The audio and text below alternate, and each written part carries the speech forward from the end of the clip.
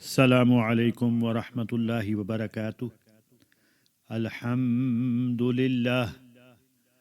Alhamdulillahi rabbil alameen.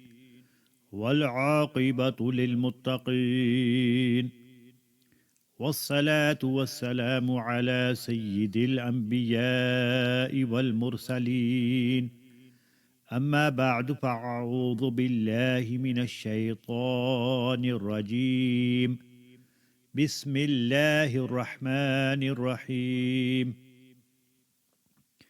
إن الله وملائكته يصلون على النبي يا أيها الذين آمنوا صلوا عليه وسلموا تسليما اللهم صل على سيدنا ومولانا محمد معدن الجود والكرم وآله وبارك وسلم صلاة وسلاما عليك يا سيدي يا رسول الله صلى الله عليه وسلم. All praise be to Allah Almighty, and infinite salutations and blessings upon the best of all creation, Sayyiduna Rasulullah sallallahu ta'ala alayhi wasallam, upon his blessed family, his blessed wives, his blessed parents, his blessed children, and upon all of the blessed companions, Ridwanullahi ta'ala anhum ajma'in. My dear brothers and sisters in Islam, we are approaching the halfway stage in this blessed month. We are in the second Ashra from the blessed month of Ramadan. The Ulama-i Kiram at this point of the month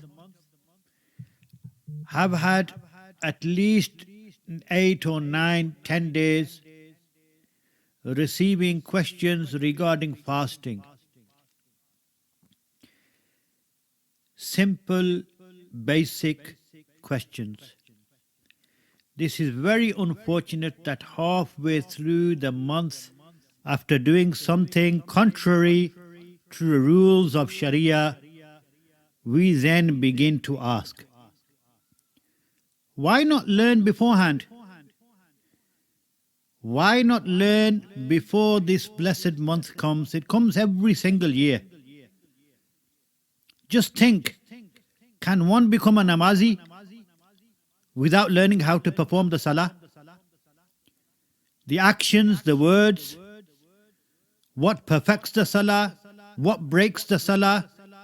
Can somebody become a namazi without knowing these things?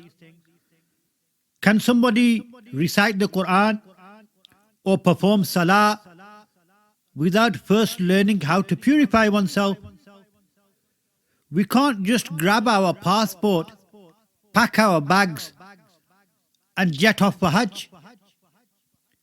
So why and how can we suddenly start to fast without learning its rules?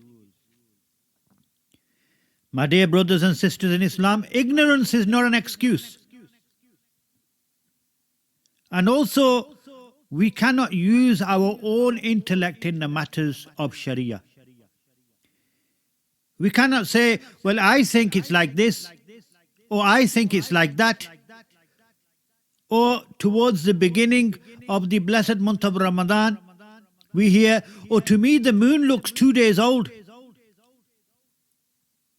or at least 1 day old. Or then we hear people saying, I'm pretty sure somebody posted it's allowed on WhatsApp, this is allowed on WhatsApp, that's allowed on WhatsApp. My dear brothers and sisters in Islam, not knowing the basic day-to-day rules of fasting in this blessed month is extremely unfortunate. And it's a great risk of destroying one's whole month. Some people use the excuse, Allah Almighty is all-forgiving. He is for sure all-forgiving. But just think, when you are presenting a worship, you are acting upon a command of Allah Almighty. And you're going to present something in His court where anything will do, and accept Allah Almighty to be the most forgiving and say, Allah Almighty will accept this? Ignorance is not an excuse. It is absolutely necessary to learn what breaks the fast, what does not break the fast, what requires qaza only, and what action requires both qaza and kafara. We have people, due to the lack of learning, who do something which does not break the fast, such as eating or drinking forgetfully. What do? They then think, in my intellect, due to my intellect, in my thinking, this has broken the fast. And what do? They start to eat and drink like a normal, non-fasting person. Eating and drinking as normal. Whereas in reality, the beloved Prophet sallallahu ta'ala alayhi wasallam has said, the fasting person who forgetfully ate and drank, he should complete his fast, for Allah Almighty has fed him and given him to drink. Now the fast may not have broken at all, but it is in his own ruling, he will now make this fast to become qaza. My dear brothers and sisters in Islam, the ruling for eating after thinking that the fast has broken is such that if one forgetfully ate and he is under the impression that his fast has broken and he now ate intentionally, then to keep the qaza of this one fast is compulsory now. It is fard. There are certain rulings and certain situations where one's actions call for not only qaza but kafara on top of that. And what is kafara? Kafara is to free one male or female slave, which nowadays is not possible to do. So the ruling is to keep 60 fasts one after the other. And if one is not able to do this, then one must feed 60 needy people a stomach full twice. And remember, even if one day is missed in the 60 due to illness or any other reason, one must now start counting from the beginning again. He must start the 60 from beginning again. So my dear brothers and sisters in Islam, why put yourself in a situation where qaza and kafara becomes due? And this only due to not learning the laws and conditions. First we had an excuse, the books are in Arabic. We are so learned and educated that we cannot read Arabic. For those who can read Urdu, the masail are readily available in Urdu. For those who cannot read Urdu, Arabic or Persian, the books explaining all these matters of fiqh are available in English. Now who has the time to search for books and buy them?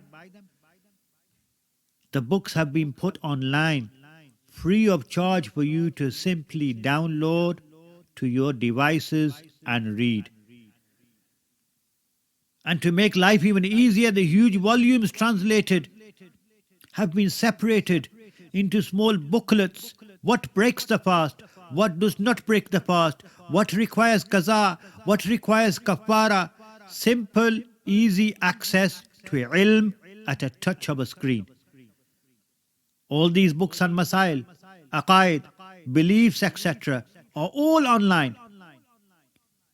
And one such site which I personally use and recommend is noori.org. You will find all the translated booklets by Hazrat Allama Mufti Aftab Qasim Sahib Qibla, may Allah Almighty preserve him. So my dear brothers and sisters in Islam, let's not spoil our fasts due to ignorance. The beloved Prophet sallallahu ta'ala alayhi wasallam said, there are many who fast, who have not gained anything but hunger. Yani they stayed hungry and nothing besides this. And there are many who stayed up doing Shab Bedari all night, who stayed up all night and gained nothing but staying awake at night. Allah Almighty grant us the tawfiq to study, to learn, and then act upon what we have learnt. We have no excuse of not being able to access knowledge or access this information. We cannot say that we do not have the means, or that those who know, yani the ulama-i kiram, are not approachable. My dear brothers and sisters in Islam, where there is a will, there is a way. Imam Fakhruddin Razi radiyallahu ta'ala anhu beautifully states in his Tafsir Kabir that believers obtain knowledge due to 6 reasons. Number 1, Allah Almighty has commanded believers to perform certain obligatory acts of worship, and one cannot perform these without knowledge. Number 2, Allah Almighty commands believers to stay away from sinful and haram acts. One cannot avoid these without knowledge.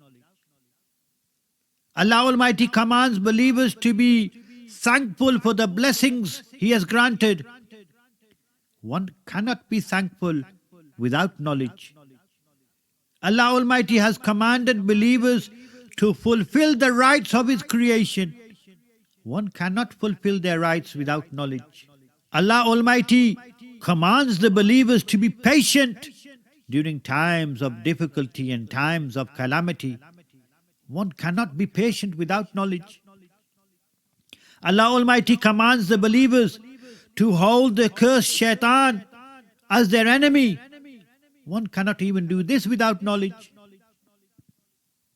My dear brothers and sisters in Islam, Allah Almighty make us all respectful and grateful for the ulama-i kiram who answer all our questions and our queries.